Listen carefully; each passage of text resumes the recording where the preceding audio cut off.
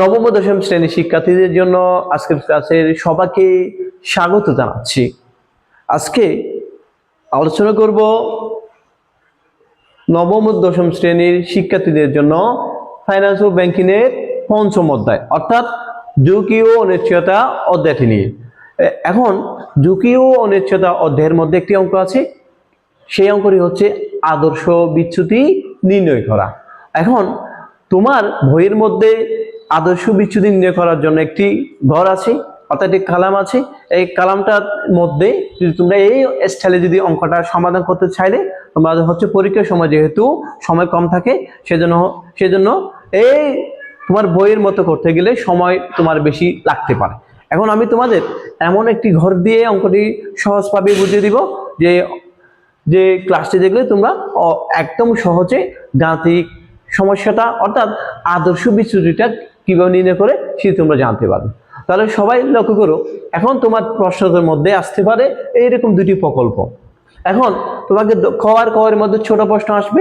এখন গ আর গ এর মধ্যে বলতে পারে ধরো তোমার হচ্ছে আমি এখানে আনুমানিক দুইটা প্রকল্পের নাম লিখেছি, একটা ক প্রকল্প একটা খ প্রকল্প। এখন তোমাকে বললো গতে প্রকল্প ক এর আদর্শ বিচ্যুতি নির্ণয় করো।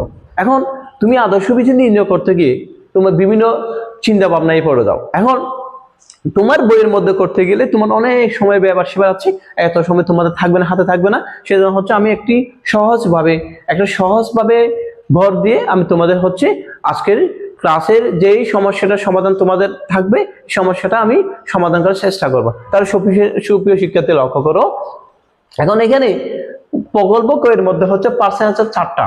এখন আমি এখানে তো তোমার সালও লিখি নাই আর কোনো বছরও লিখি নাই। যদি তোমার প্রশ্নের মধ্যে যদি কোনো সাল লেখা না থাকলে তোমার ইচ্ছে মতো এখানে সালও ধরা যাবে অথবা বছরও ধরা যাবে। ধরো আমি তোমার বছর ধরে করে দেখাচ্ছি, এখানে পার্সেন্ট আছে কয়টা? 4টা থাকলে 4টা বছর দিবা।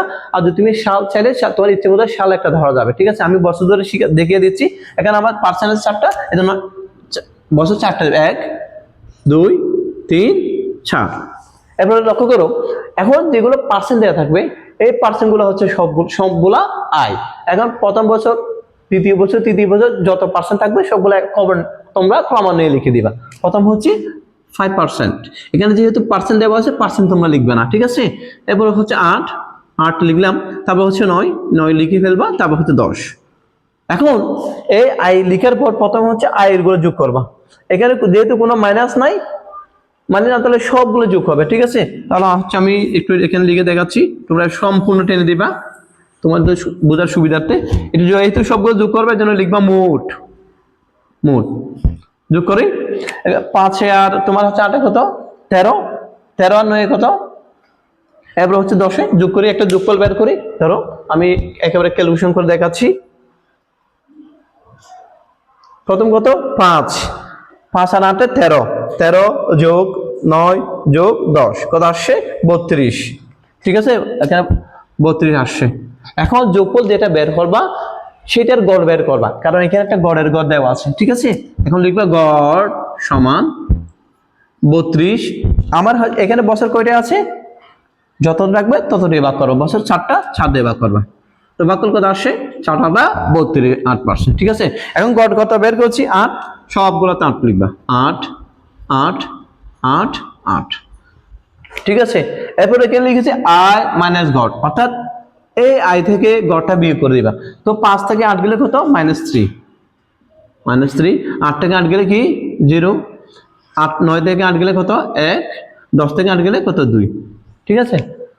এখন এখানে যদি আয় মানে গড় স্কোয়ার লিখেছি, অর্থাৎ এখানে বিয়োগ করে আমার কত আসে এগুলো জাস্ট স্কোয়ার করে দেবে। এখানে কত? 3 এর স্কোয়ার হলো 3 দিকে 9 বসবে। আর একটা কথা স্যার, এখানে তো তোমার মাইনাস আছে, মাইনাস এখানে কি বসবে না, কারণ এখানে হচ্ছে স্কোয়ার মাইনাস করে দুইটা, তো মাঝে কি হয়ে যাবে? প্লাস হয়ে যাবে। ঠিক সেই জন্য হচ্ছে মাইনাস চিহ্নটা বসবে না। সুন্দর হবে স্কোয়ার মানে 0, 1 এর স্কোয়ার মানে কত? তাও 1, আর 2 এর স্কোয়ার মানে কত? 2 গুণে 4। এভাবে করে দেবা। করার পর এগুলো সবগুলো যোগ করবা। মোট লিখবা, মোট কমা দিবে একটা সামেশন সমান, যোগ করলে কত হবে? 9 আর 1 10, 10 আর 4 14, এভাবে লিখবা, ঠিক আছে। ঘরটা একটু ভালো করে দেখে নাও, তোমার বইয়ের মতো করতেছি না, তোমাদের সময় লাগবে। এইভাবে গড়ের কাজ করার পর একটা আদর্শ বিচ্যুতি নির্ণয় করার একটা স্পেসিফিক সূত্র আছে, এটা লিখবা, এখানে লিখতে পারো। সুতরাং আদর্শ বিচ্যুতি সমান টান দিবা আই মাইনাস গড়, ব্র্যাকেট হবে এখানে, এখানে কি হবে এন মাইনাস এক, এখানে স্কয়ার হবে, এখানে কি হবে রুট ওভার। এটা হচ্ছে আদর্শ বিচ্যুতি নির্ণয় করার সূত্র। খেয়াল করো এখানে একটা সামেশন দিয়ে দিবা তোমরা। তবে সামেশন আই মানে গড় হার স্কয়ার মান কোথায় বের করছি 14, 14টা উপরে বসাবা 14। তো এর মানে হচ্ছে বছর, বছর কয়টা 4, 4 লিখবা মাইনাস 1। এখন তোমার হচ্ছে 14, 4 থেকে গেলে কত 3, ঠিক আছে। এখন তোমরা 14 দিয়ে ভাগ করো,